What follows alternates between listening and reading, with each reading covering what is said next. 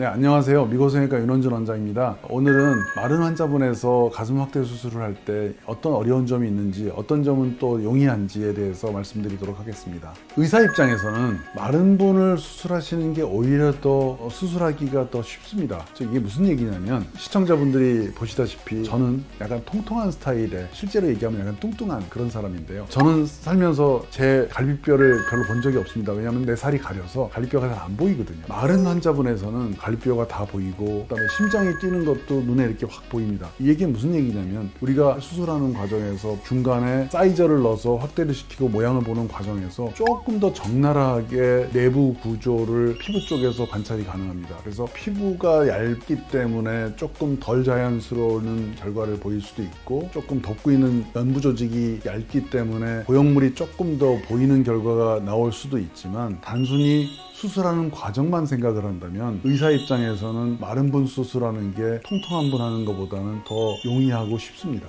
우리가 수술 후 결과를 놓고 봤을 때는 사실 의사 입장에서 약간 통통하시고 피부가 낭창낭창 부들부들한 그런 상태를 가지신 분이 고형물을 안에 넣어 놓으면 굉장히 자연스러워 보이고, 그 살이 늘어나는 정도가 조금 더 내추럴해서 훨씬 더 진짜 가슴 같은 결과를 보입니다. 그렇지만 마르신 분은 덮고 있는 연부 조직이 굉장히 얇기 때문에 고형물도 조금 더 느껴지고요. 좀 큰 사이즈의 고형물을 넣으면 바깥쪽에 둥그런 형태의 섀도우도 눈에 조금 띄기도 하고, 만졌을 때 보형물이 조금 더 만져지는 그런 자연스러움에 대한 단점은 있지만, 그렇기 때문에 오히려 우리가 박리하는 과정이나 수술하는 과정에서 의사가 볼 때는 내부를 더 느껴가면서 수술하는 게 편할 수도 있다, 이렇게 말씀드릴 수 있겠습니다. 흔히 몸무게가 40kg대 초반 이렇게 나오는 분들이 많이 마르신 분들이잖아요. 이런 분들에서 우리가 상체를 보면 갈비뼈 위를 덮고 있는 연부 조직이 두께가 두꺼우면 1cm, 작으면 한 4, 5mm 밖에 안 되는 경우가 많습니다. 이런 한 5mm, 6mm 이렇게 밖에 안 되는 경우에 우리가 보형물을 그 안쪽 갈비뼈 위에 공간을 만든 후에 보형물을 넣어줬을 때 이 보형물이 아무리 부드럽더라도 조금 더 만져지기도 쉽고, 조금 더 보형물의 섀도우가 보이기도 쉽기 때문에 아무래도 마르신 분의 경우에서는 그 한계점이 큰 보형물을 넣기가 조금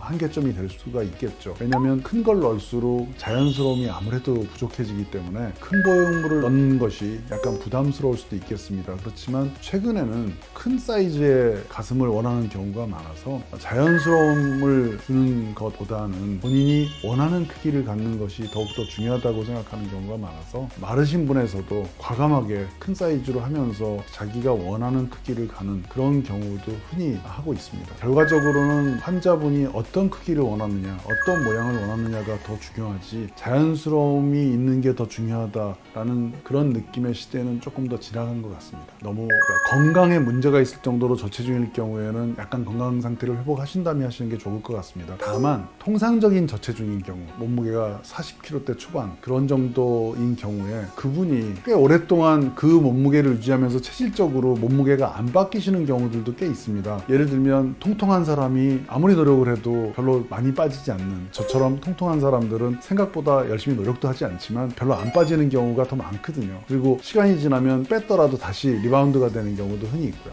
그렇지만 마르신 분들도 똑같이 열심히 노력을 해서 살을 찌우셨더라도 다시 또 리바운드로 원래 작은 몸무게 상태로 돌아가는 경우도 흔히 있습니다. 그래서 대부분의 사람들에서는 몸무게가 자기가 평상시에 갖고 있는 몸무게가 그다지 많이 변화가 있지 않는 경우가 더 많습니다. 즉 몸무게가 많건 적게 나가건 간에 자기가 평상시에 갖고 있는 몸무게를 변화를 주었더라도 이 변화된 몸무게가 시간이 지나면 다시 원래 몸무게로 돌아가는 경우가 흔히 있기 때문에, 마르신 분이 일부러 살을 찌우거나 또는 통통하신 분이 일부러 살을 빼서 수술할 필요는 전혀 없다고 생각을 합니다. 너무 저체중이시거나 또는 상체가 매우 말라서 상체 연조직이 많이 부족한 경우에는, 저 같은 경우에는 그다지 큰 사이즈의 보형물을 권하지 않고요. 그 체형에 맞춰서 적절한, 약간 크다기보다는 적절하거나 살짝 작은 사이즈의 보형물을 먼저 권합니다. 그렇게 하는 것이 조금 더 자연스럽고 환자분이 크기를 받아들이시는 것도 더 좋게 받아들이시는 것 같습니다. 마른 환자분의 경우에서 유방 확대 수술에 대해서 알아보았습니다. 지금까지 미고성형외과 윤원준 원장이었습니다. 감사합니다.